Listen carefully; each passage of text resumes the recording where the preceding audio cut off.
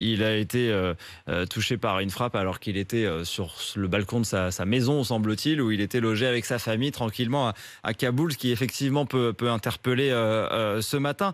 Ayman El-Zawahiri, il était aux côtés de Ben Laden dès les attentats du 11 septembre.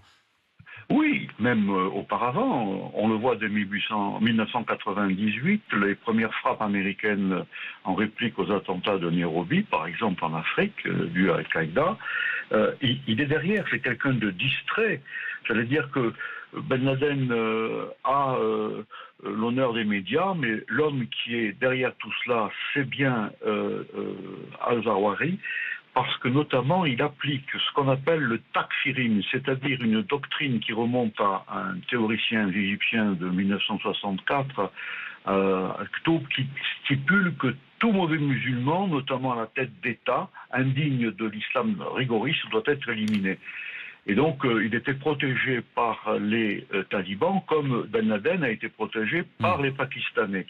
Ce qui est intéressant, c'est qu'il avait déjà échappé à 2 frappes de drone, notamment en 2006, mais également il n'y a rien dans les relations internationales qui relève du hasard.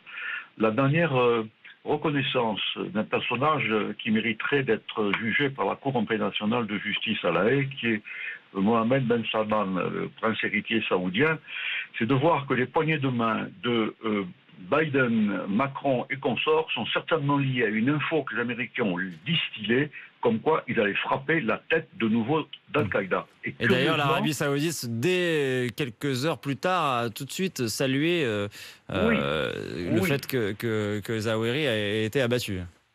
Ce qui est grave dans cette affaire, c'est que les talibans ont montré leur duplicité, mais ça ne m'étonne pas, depuis la chute de Kaboul le 15 août de l'année dernière, et qui continuent de tenir un pays exsangue avec, je dirais, une désinvolture en se moquant des relations internationales. Mais ce qu'ils ont quand même oublié, c'est que l'accord de Doha, aussi mauvais qu'il puisse être, a quand même été reconnu par le Conseil de sécurité, en même temps par la Russie, l'Inde et le Pakistan. Et là, ils sont pris en flagrant délit. Mais est-ce que ça veut dire, Jean-Charles Geoffrey, que la communauté internationale, au moment de cet accord, a été naïf en pensant que les talibans avaient changé et qu'ils n'hébergeraient plus de terroristes? Mais complètement, avec à la tête des États-Unis un incapable comme M. Trump, qui a quand même cru à la parole du dictateur de la Corée du Nord, qui s'est fait rouler dans la farine. Ce qui comptait pour les États-Unis, c'était de partir le plus vite possible, sans se rendre compte qu'ils pratiquaient la politique de l'autruche. Je ne dis pas qu'il fallait rester, on était dans une situation peut-être un peu difficile à expliquer à vos auditeurs, mais il fallait prendre un peu plus de temps pour former les forces spéciales afghanes et former une armée afghane crédible, ce qui n'a pas été le cas.